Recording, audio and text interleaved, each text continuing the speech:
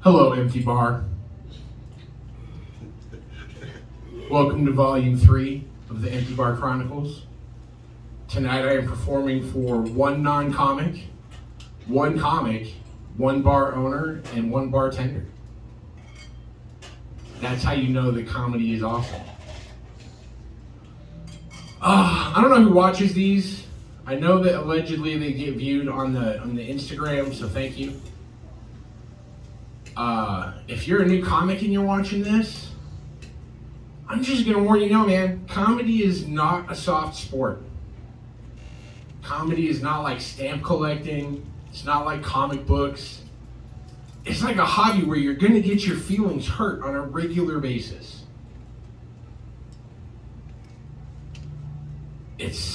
You can't be soft and do stand-up. Does that make sense?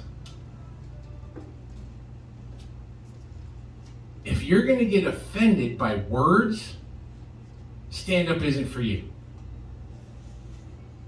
Actually, if you're going to get offended by words, life might not be for you. Like, I don't know when everything changed to where all of a sudden words were more important than actions. Like, that's a weird thing that the universe started doing in general. Like, when I was a kid, we used to call each other faggot as a term of endearment. Like, you didn't call strangers faggot, you called your best friend faggot. Right? Remember that? Like, you'd have on shorts because it was summertime, and you'd see your friend looking at the sidewalk or something and be like, "Are you looking at my ass, fag?" And no one cared, because I knew he wasn't gay. And I don't mean fag in a homophobic slur.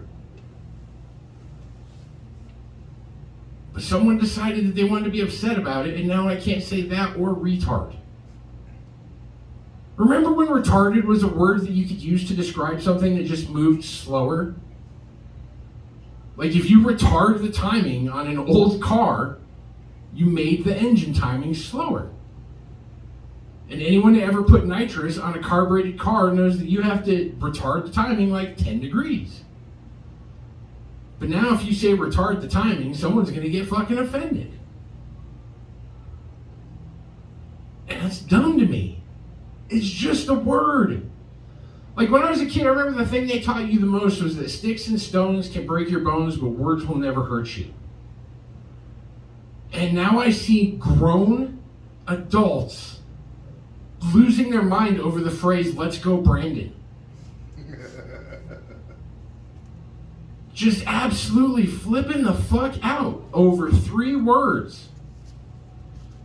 Because it means something I don't like. It's an inside joke against me. Fuck you. If you're that upset about words, go home. If you can't handle being in the real world, stay at home. You can have everything delivered to your house now. You can work from home, grocery shop from home. Fuck, you can buy a car from your couch. You don't need to be in the world if you're that easily offended or upset.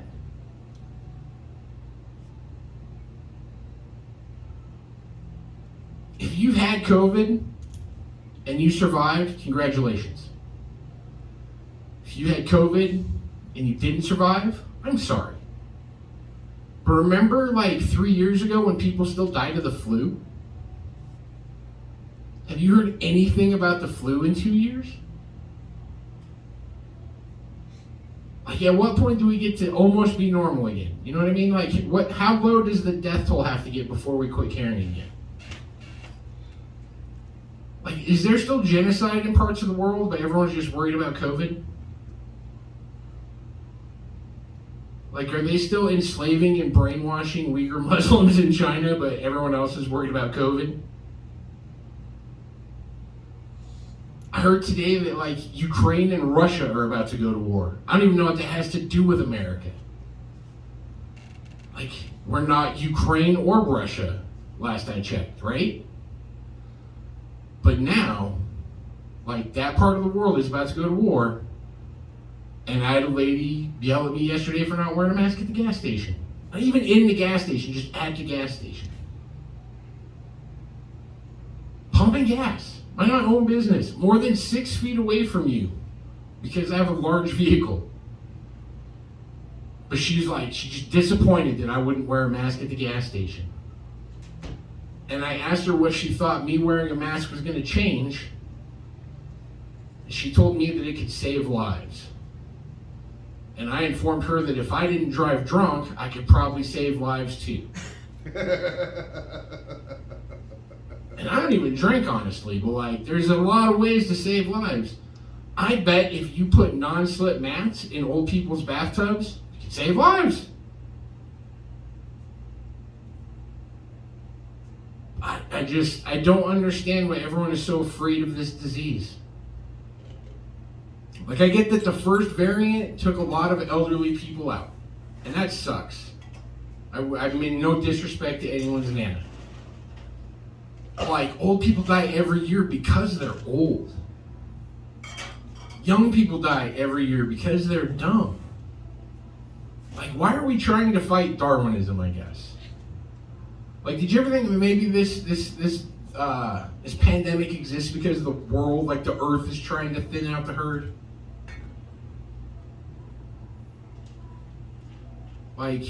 Makes sense to me. When's the last time we had something like this? The bubonic plague? How many people did that wipe out? I have no clue. I should have Googled that before I got up here. Well, I want to know, and someone can leave a message in the comments, has COVID killed more people than Genghis Khan yet? That's when I think we should be worried. When COVID kills more people than Genghis Khan. Because that was just a really ambitious dude. I'm not saying all of his ideas were in the right spot, but that takes a lot of ambition to kill enough people to drop the temperature of the planet. I bet you're working more than 8 hours a day, and I bet you're working more than 5 days a week. That guy spread his seed so far that it's 1 in every 7 people has trace amounts of Mongolian DNA. That's awesome. It might suck for the people that died at his hand or whatever, but could you imagine having that impact on the world? Did you know that? Genghis Khan killed so many fucking people that he changed the temperature of the earth? 40 million. Yeah, really. I don't think we should be worried about COVID with flu-like symptoms until they've killed 40 million people. That's my belief. Once something hits a level like that, that's when you get concerned. And I know it's not you can't compare COVID to Hitler, because Hitler only killed specific people. COVID just kills. And that was the beauty of Genghis Khan. He didn't kill specific people, he killed anyone that was taller than him. It doesn't matter what race you are. If you do, they literally rolled this giant wheel around wherever they went. And if you were taller than this wheel, they killed you on the spot. That's incredible. Just so much hatred based on nothing. I don't care what race you are, I don't care what you believe in. If you're taller than me, you die. And 40 million people did. That's why it's so crazy that Mao Ying's as tall as he is. Those genetics don't exist in that part of the world.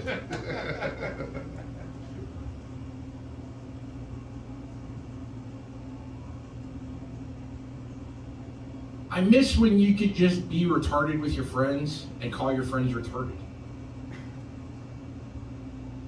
Did you ever have a friend that just did a bunch of stupid shit? I had a friend named Paul that would get so high that he couldn't speak anymore, basically. And as a result, we called him Sped Lingo. Which is just a hyphenated version of special education linguistics. And we called him Sped Lingo for so long that he actually tagged Sped Lingo for a while. And it was okay because we did it in fun. I wasn't going to let anyone else call him Sped Lingo. That's my friend. Fuck you. You don't get that right. Maybe that's how it happens. Maybe you just get pushed to the edge. Too many strangers call your friend a bad name and then you start killing everyone that says that word. But who killed all these friends for all these Karens? Like, if there was that many white women dying in mass, I feel like you would never hear the end of it. Think about it. If every middle-aged entitled white woman just started dropping dead, there would be so much uproar. But they're not dropping dead. They're just offended by vocabulary they don't like. If this is the one that gets me canceled, at least I'm being honest.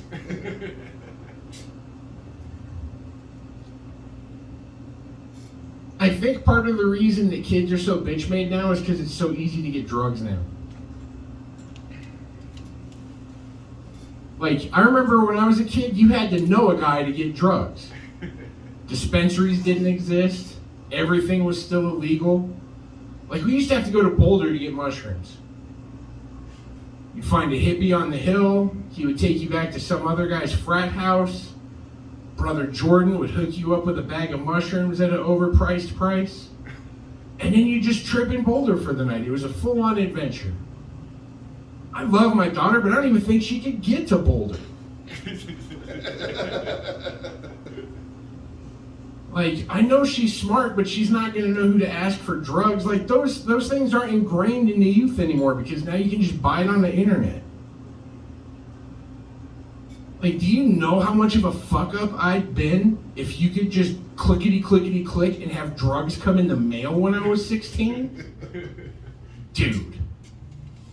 I wouldn't have made it to 18. Are you fucking kidding me?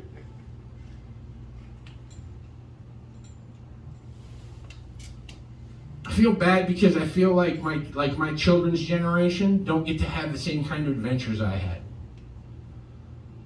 Like, I found out that my daughter and her friends geotag each other so they know where they're at all times. When I was a kid, I could disappear for like 3 days. You didn't know if I was dead, alive, like what state I was in, just gone. There was nothing. And then eventually pagers. And if you didn't want to answer a pager, you could just tell your mom you ran out of quarters. Sorry, Mom, I didn't have payphone money.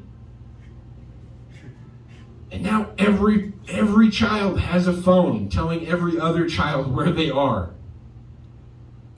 I don't know if that's out of fear or safety or convenience or what. That seems like a weird privacy to give up, right? Like, I get tracked at work, and it doesn't necessarily bother me because I don't fuck up at work. But the reason they have it is because a lot of people do. And I've asked my boss repeatedly and nicely, can I shut this off? It's against my religion. To which they replied, no, and what is your religion? And I gotta make up a religion, and I sound like an asshole. But like, I don't feel like you need to track me. If I'm doing my job, I'm doing my job. And if I call you a retard because I don't like the way you like I'm doing my job, I'm tired of people being in charge of parts of my day that aren't smart enough to do their own laundry. Like,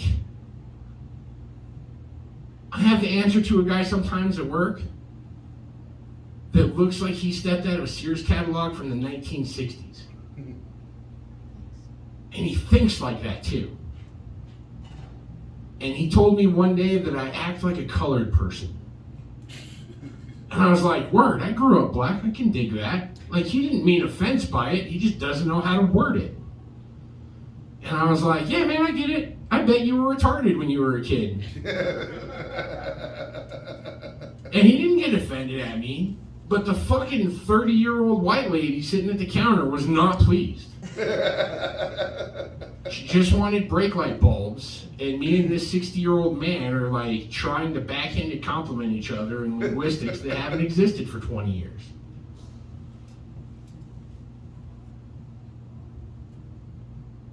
I think I want to live to be old enough to surprise people. Like, I don't want to live to like Betty White age. It just sounds like torture to me. But like, if I make it to 70, no one would have called that now. People would be like, holy shit, Bear made it to 70? And be like, yeah, and then he decided to do all the drugs and he died instantly. He said half of it was the adventure of finding the drugs without the internet.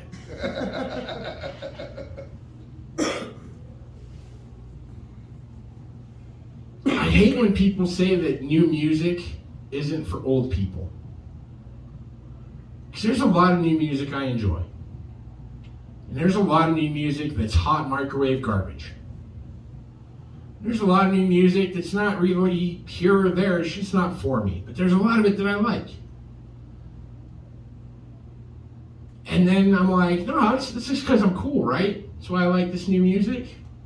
And then I remember that I like really bad music from my youth. Like, you will find Barbie Girl by Aqua in at least 2 different playlists on my phone. It's not my proudest moment by any stretch, but like, I love that fucking song and all of its terribleness. It's like watching really bad horror movies from the 70s. Like, none of it's meant to scare you. You're like, oh, that's fun. You know what I mean? It's a guilty pleasure. That's what I'm looking for. And I feel like today kids don't have guilty pleasures. They just have stuff they get offended by and stuff they get aroused by. Like, I wonder if kids are as horny now as I was when I was a teenager. And I can't imagine that they are, because, like, I didn't have internet porn. Like, you had to go out and find sex. Or watch the same VHS that you'd seen 400 times through puberty. And even if you got a different VHS, it's still basically the same VHS. Like, it was before anal was in pornos. It was... That's a fun way to think about porno. Pre and post anal. Like, I don't know if you've ever seen Deep Throat or Debbie Does Dallas, but there was no anal in that. And now when you go on the internet, it's basically the first thing they do. They're like, oh, you have a penis? Would you like to insert that into my anus? And oddly enough, they do. They're just like, yeah, I'll fuck your butt. I'm like, well, what happened to, like, twisting a nipple and licking a vagina first? That's what it is. I feel like everyone's upset because no one has foreplay anymore. I have solved the Karen issue. I have solved the Karen issue right now, live in stage. If these women were getting proper dick, they would not be upset and offended by words. I'm now going to start a new initiative. It's called the Give a Karen a O-Face initiative. If you are a Karen watching this and you think you want to try and get me blacklisted, instead just, hit my DMs and maybe I can go down on you and you can not hate life for 5 minutes. All right, you guys. I've been Bear Quattlebaum. We'll do this again next week.